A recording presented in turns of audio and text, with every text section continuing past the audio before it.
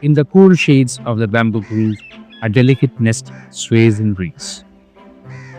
The Indian paradise flycatcher returns once again to its home. The female, understated in her plumage, is steadfast in her duty. She feeds, tends, and watches over the chicks. A devotion woven in every fiber of the nest. The male, in contrast, is a vision of elegance.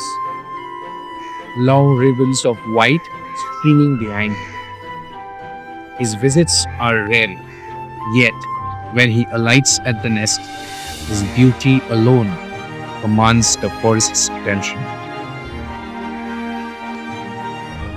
Together, they embody two sides of survival: beauty and devotion, spectacle and beauty. Each return to the nest marks another step in their young's journey towards flight. And as the parents continue their tireless care,